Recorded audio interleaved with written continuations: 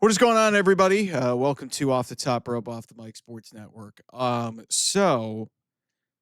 sitting on this for a while, and I kind of hinted at it before that John Cena probably should have never turned heel.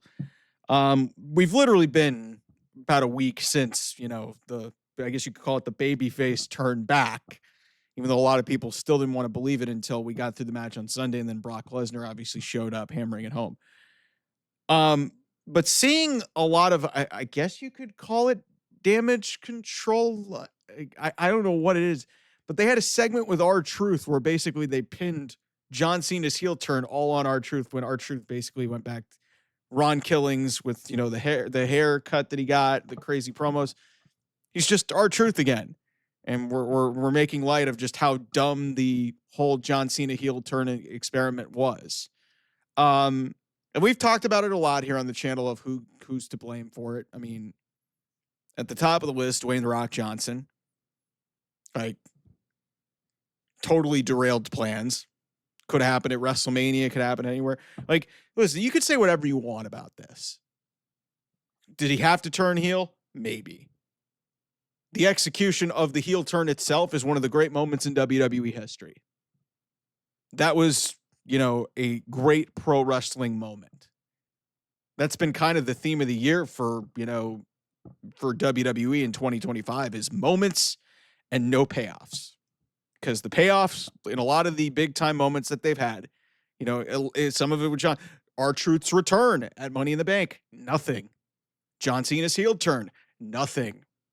Brock Lesnar's return at SummerSlam, we still have got nothing after a week. But in terms of the John Cena heel run, let's call it that, like the turn itself was fine. The follow-up to it, to me, is one of the biggest creative failures in WWE history. How you could botch something to this degree and then basically sweep it under the rug and trying to get everybody to forget that the last 5 months didn't happen in the manner that WWE is just blowing this thing up.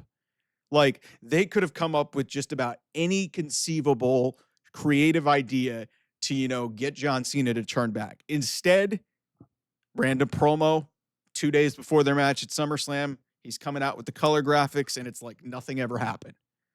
Not like he had the sourpuss look on his face, was barking at the fans.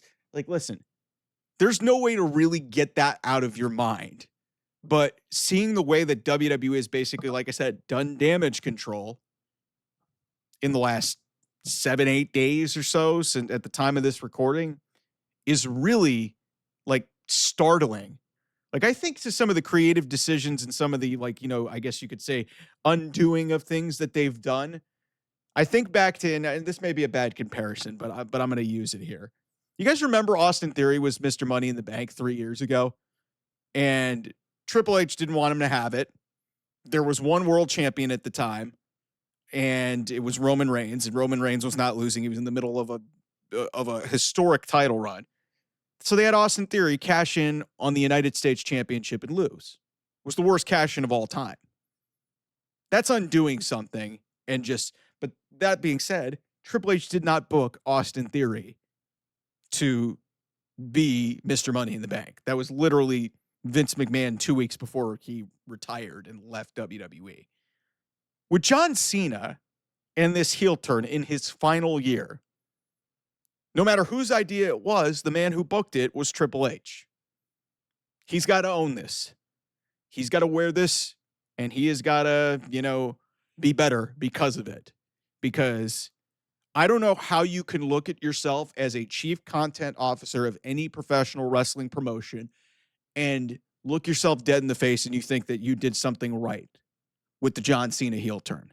You created an iconic moment and you created cool TV, but the way you undid it by basically just talking about how bad of an idea it was, and we may never know the truth behind it. Did Triple H really want to turn John Cena heel? Was this all The Rock's idea? Do we know what the plans would have been had John Cena turned at WrestleMania? We'll never know. But what they did from the beginning of March until the beginning of August, which was a week ago, was some of the worst shit that I've ever seen in WWE. And I lived through some of the worst shit that Vince McMahon ever did. This was bad. And if I'm John Cena, and I know he is such a professional that he will say all the right things publicly, I'm fucking livid that I wasted half my retirement run on this bullshit. That my last WrestleMania match was one of the worst matches of my entire career, and I won my 17th championship because of a rapper, because we didn't have the right pieces to pay off, because Dwayne didn't want to show up or whatever. He's got to live with that. And that's on Triple H. That's on everybody involved that conceived this idea for the heel run itself. He had a couple of decent matches. Like the match with Randy Orton wasn't bad. It was overbooked to fuck. CM Punk gave us some great moments. He tagged with Logan Paul. Who cares? The R-Truth stuff was harmless. But the promo stuff and, the way that it was not what heel John Cena we envisioned. And I've already talked about this on the channel. Like, I'm left wondering if we should have even turned him. I will say one thing that's positive, and I've hinted at this on a couple of other videos. If there's one thing that the John Cena heel turn taught us as fans, is how fucking great that guy is at being a babyface. He is maybe the greatest babyface of all time. Maybe even better than Hulk Hogan. Because that guy engages a crowd unlike anything that I have ever seen.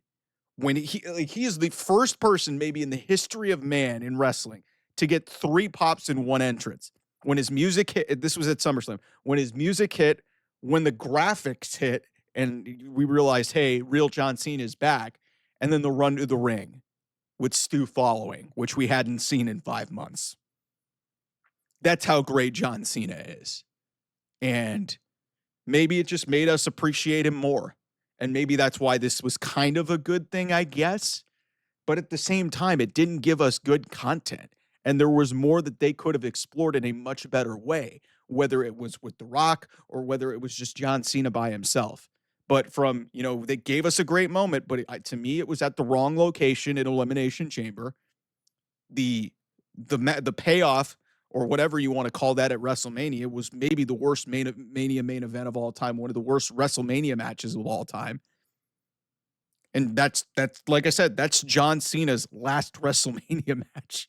No matter how good the SummerSlam match was and undid everything, we are still going to have to look in the history books that WrestleMania 41 was one of the worst matches that we have ever seen in a WrestleMania main event. And that's where John Cena made history, because of a platinum rapper who didn't even want to see the payoff through in Travis Scott. And a power-hungry, greedy man in The Rock who always wants to be the center of attention and was burned the year before by Cody Rhodes and wanted to just screw everything up. Like, some people could talk to me about how financially it did, statistically from the financial perspective, that the John Cena heel turn may have worked. Listen, WWE could do whatever the fuck they want. They were still going to make money because it's John Cena's final year. But you can't tell me from a creative perspective that this was a success. And if you liked it, good for you. In my eyes, it's one of the biggest creative failures in modern professional wrestling history. How you could botch this when it was just a layup. People had been wanting to see this for 20 years, and all we got out of it was that one night in Toronto. Everything else was crap. Decent wrestling, some fun moments along the way, but nothing nearly as close as what we needed it to be. And just watching how they have undone this in the last week or so with the R-Truth promo, or with the promo with Cody, or, the match itself at SummerSlam, it's like a giant middle finger, and it's just basically TKO and WWE saying, we fucked up.